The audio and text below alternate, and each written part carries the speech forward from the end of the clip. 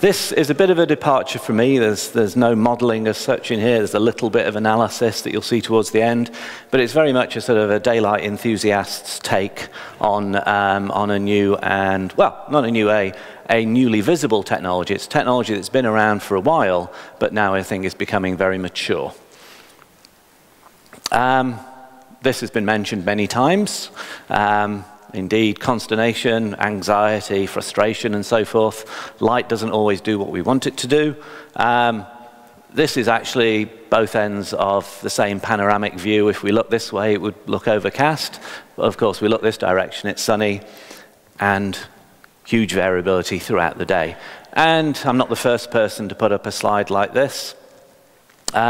With essentially a glass facade and on one that where we can't articulate the facade in any way and where it's high rise, the only way we can control the luminous environment really is by the occupant deploying a shading device of one sort or another. There are a few things we can do with window to wall ratios and glazing transmission and so forth, but we've got very, very few parameters we can play with, and it will always come down to the occupants deploying blinds and often leaving them there altogether. And indeed, we see a bit of difference on the floors here. They clearly prefer vertical blinds on this one and horizontal blinds on that one there.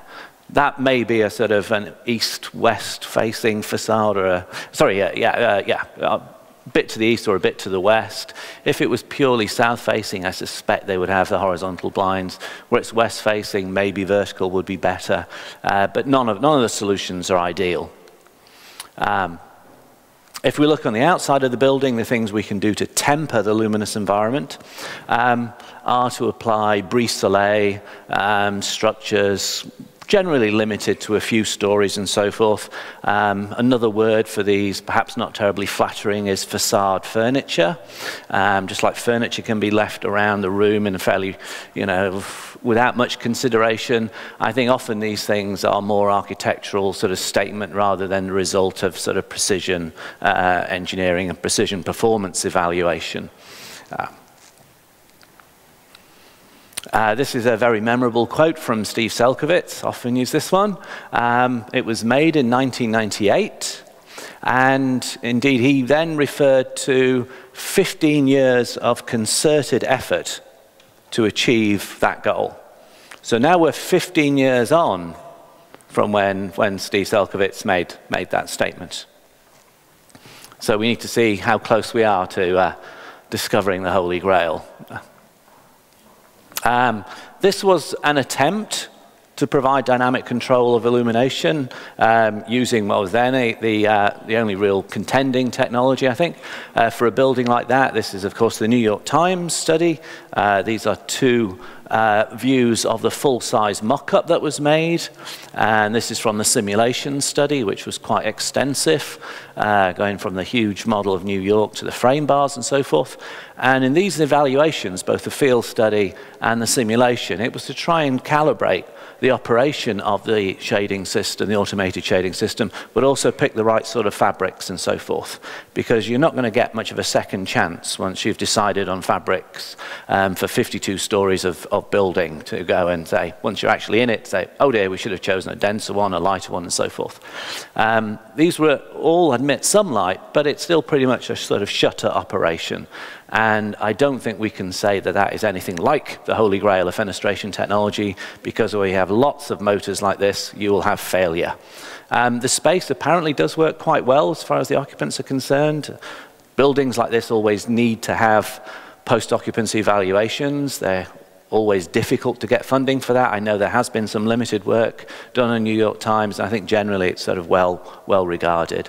But I wouldn't be surprised if a number of these motors have failed already and have been replaced. Light is variable, and it's generally moving in the wrong direction. It's heading down towards the floor, and the floor usually is more like that part of the building than this part and light. So as we heard earlier from the previous speaker, redirecting daylight is one way of dealing with this.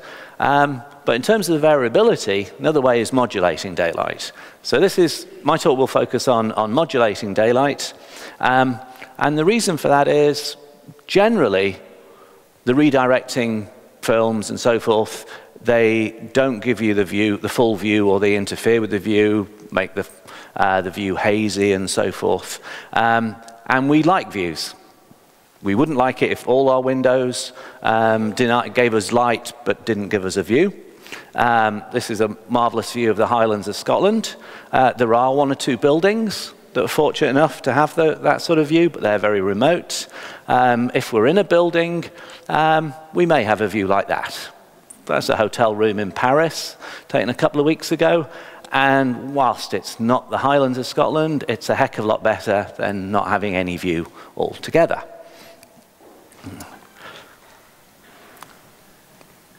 Now, if we deploy blinds or we have something fixed outside there, we lose the view. But not just that we lose the view, we actually lose the distance as well. We may see some of the view through blinds, but depending where we're sitting on the window and how far away we are from the blinds, if you actually, it's worse if you're close to it here. Because if you're very close, then you almost immediately tend to focus on the near-field objects, the blinds or the brise-soleil. If you're actually very far back in the office, it's not too bad because you're already focusing at some distance. But I mean, we know now it is very important to sort of relax the eyes periodically and have something at some distance to focus on. And a permanent solution, in fact, I have a permanent solution in my office. It's a wire mesh brise-soleil. It's very good at blocking the mobile phone signal. Pretty rubbish as a solar screen, and dreadful in terms of long view because it's very fine and the eye just locks onto it all the time. So with variable transmission glazing, we have the opportunity of preserving the view, whatever our view is, whether it's that or something in between. So here's an example of a variable transmission glazing. This is an image obtained from Sage Glass. You'll see a number of images from them because they're producing, I think, the most mature product at the moment. And this is what we want to be able to do. Vary the glass dynamically and in gradations, but also preserve the view. Electrochromic is just one of the technologies. There are actually a number of them, and the distinctions are sometimes actually quite subtle. We have a set of 4 technologies which are chromogenic, so this is where the visible transmission varies in response to either an active or a passive mode. Now, electrochromic varies with electricity applied to the glazing. Thermochromic varies in response to the temperature of the glazing. Photochromic, you may have sunglasses, they respond to the ambient light. And gasochromic is where you actually apply gases to, obviously, a sealed unit to change the transmissive properties. Then you have suspended particle devices, and actually just recently came across one from the National Research Council Canada, and these are microblinds. And we'll have a look at these in turn. Electrochromic and gasochromic are active devices. Thermochromic and photochromic are passive. Yeah. Suspended particle devices and microblinds are both active. And in terms of the applied voltage, electrochromic uses fairly low voltage DC, and suspended particle device high voltage AC. That's actually an important distinction if you wish to make an autonomous device, and more about that a bit later. Here are the 4 chromogenic types. With electrochromic and gasochromic, because they're active devices, you can use any sensor input that you wish. So it can be temperature, it can be illumination, it can be a combination of the both, or indeed you could have some form of preemptive control device as well. Thermochromic and photochromic, they'll respond to localized conditions. Now that seems attractive because it's a purely autonomous device. You don't have to worry about any wires and so forth. However, you may not always wish your interior luminous condition to respond to temperature in that particular way. Well, we'll see a little bit about that, more about that when we look at the transmission properties. Suspended particle device. This is a little bit like the privacy screens, but they're opaque when they switch. This one does maintain transmission. You can see through it.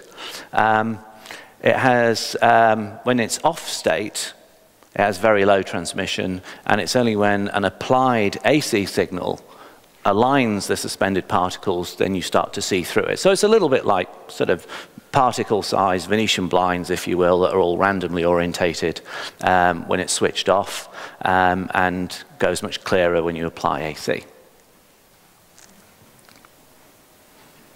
Microblinds, I really don't know much about this at all. It's been developed at the NRC in Canada.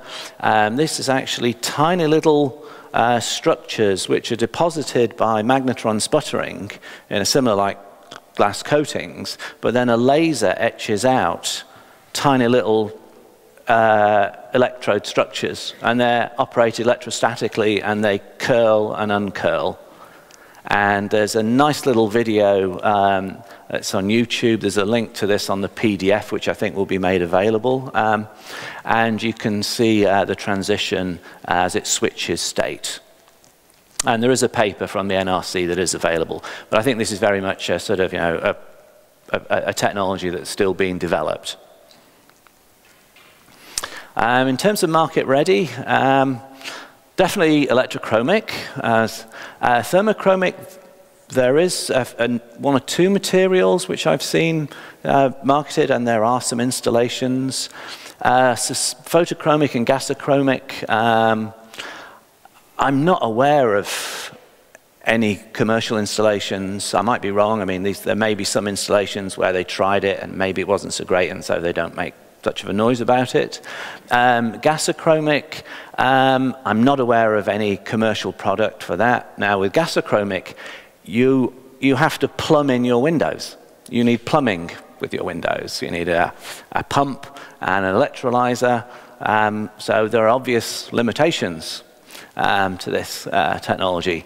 Suspended particle device, I have seen stuff mentioned on web pages, and so it appears like it's a commercial product, but I haven't seen any examples, and I've never actually witnessed any myself. But that may be technology that is still in active development. And microblinds, I think, is in the R&D stage still.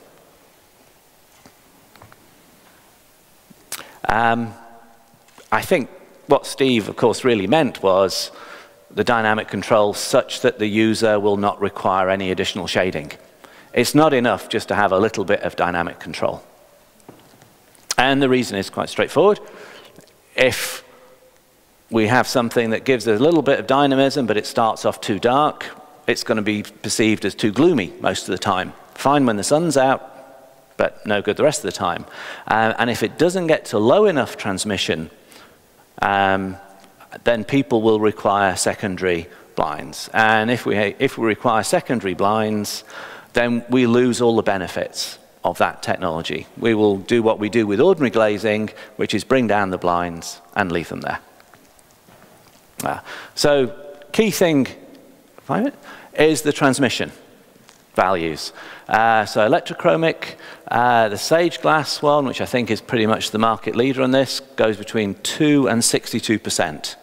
So really, that was the value that surprised me when I heard it a few years ago, because I'd been seeing in published literature 8, 10, even 12%, and I thought, well, that's just not low enough. Thermochromic, we see these sorts of range, and this is temperature dependent. So I think this will be like 60% when it's 10 degrees C and 13% when it's about 65 degrees C, something like that, quite hot. Or again, we got a lower minimum, but also a lower maximum there, another one. Photochromic, I don't know. Gasochromic, I've seen figures like these, but these are ones that have just been mentioned in research literature, not in product specification. This is what the transmission curve looks like for Sage Glass. So this is just taken from the standard glazing database file. For the 62%, we see like this.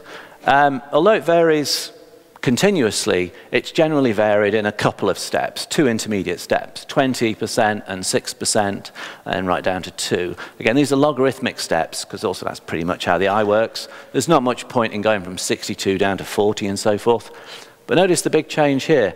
You're getting a lot of infrared rejection, proportionately a lot more than you are the drop in visible. But also notice the peak there is shifting over as we're taking out the long wave, and that explains the blue color that we see. Examples of a few installations, just a couple. This is a meeting room in Saint-Gobain, I think, somewhere. And there we see it in its transition state. This is a rather splendid space, a library.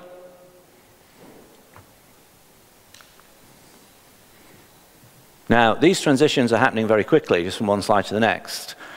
The material itself will take about 5 minutes or more to transition from clear to fully darkened and back again, with some dependency on temperature and so forth.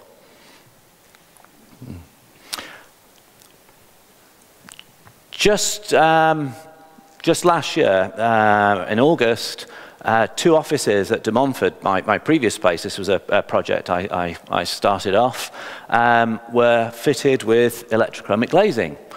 So this is a real retrofit project here. So these are 2 offices with a partition wall down this bay, down this window bay. And we see electrochromic panels, 6 there, 4 here because the low ceiling actually abuts the window. And same in that room, that's the false ceiling. So this was about as fussy and messy retrofit project as I think you will get. It's a Victorian building which has undergone several changes of use. That's what one of the offices looks like. And that was pretty much how it was most of the time. It was pretty grim. These blinds were down almost all the time. And not only were these windows a bit pokey, but even the sealed units had failed. And so here's a few photos of it being installed. So the new frames were made up. The glass panels were manufactured in Minnesota and shipped over. And we can see some of the electrical work going on here. See, this was the room that had the 3 rows where the false ceiling comes back a bit. And there we see 3 manual overrides. Here there's 2 panes, and again there's 2 manual overrides. Again, it goes by row and group. So these are grouped together. These 2 will work together. Those two, that one and that one. And in the other room there would have been 4 switches for the panels there. This is during the installation phase. So the glazing usually goes in when it's set to dark. One of the interesting effects noted straight away is actually some views, not only do you have the view, but they can actually be more interesting. Like when you put on sunglasses and you start to see more detail in the clouds, which of course you can see quite clearly there. There are a lot of issues around any new technology that you put into a building. Key one is the minimum transmission, 2 minutes, 2 minutes. Well, yeah, we'll be good. Is it sufficient to eliminate the need for additional shading? It takes several minutes to transition. Is that a problem? And will users accept the blue hue of the glazing when tinted? And there's also, of course, the non-visual effects. You could darken the windows the whole time, actually not let in enough light for the effects which we're starting to learn about, which depend on vertical, illuminance at the eye. This is a long-duration case study of 4 people, pretty much undisturbed in their normal sort of work environment. And I think it's the only study of its type. There's 6 or 7 or 8, it might be now, electrochromic glazing installations in Europe. I think they're largely conference rooms and so forth, so transient occupancy and light. People tend to sort of switch the glazing to transition to show it off. So the results are really just beginning to be gathered now from occupant surveys together with some physical measurements using high dynamic range imaging and so forth. But just what we've learned just in the short period it's been, the study's been active, situations like this lady's getting direct sun right over her shoulder onto a computer screen, but with the glass fully tinted, she's quite content with that. Whereas if you're actually facing and looking at the sun through the glazing at 2%, that might actually still be too much. Yeah. I didn't know that Christoph was going to use this slide, but it's such a good one, I thought I'd put it in again. It could be then with electrochromic, a key thing, key design consideration when you decide to put this into an office is to allow this adaptive view so that you can avoid blinds usage, that for those few occasions when the 2% is not enough and the sunlight just happens to be coming into your face, that you can navigate your way out of it by allowing a bit of flexibility of movement. Because the simulation, of course, assumes a sort of daguerreotype photo for the whole year, somebody's head in fixed position. The color is an interesting thing. This is one slide that really should have a soundtrack, but anyone who's heard it will have it playing in their head already, and if you haven't, it's a treat awaiting you. There have been some studies to suggest that blue glazing is not as well accepted as neutral or actually warm tint. Now, those studies were done on glazings where it was a single panel of a fixed transmission value rather than one that was varying dynamically and so forth. Also, the glazing does tend to actually sort of trick you, because when you're facing the windows and you look at something like that, you think blue, this is very blue. What they've done here, they've actually overridden the automated control, and their sunlight is actually coming through. They've left this one clear. That gives you some idea of the dynamic range, because this is 62% transmission, that's 2. And yet you turn around and take photos in the room, and it looks very neutral. I don't think the iPhone camera is doing anything too clever in the way of color balance, but the reason is we're getting 30 times more light through the clear glazing than we are through the fully tinted ones. And this is the little bit of work I have done, just to justify my standing in front of you. I played around with mixing the spectral transmission curves from these panels. So to mimic what was happening in that space, there were 7 fully tinted and 1 clear. And the dotted lines are all normalized to 1, showing the spectral transmission at 2%. There it is at 62%. But the red line is the normalized for the combination. There it is in the absolute terms, the combination. There's the V lambda curve.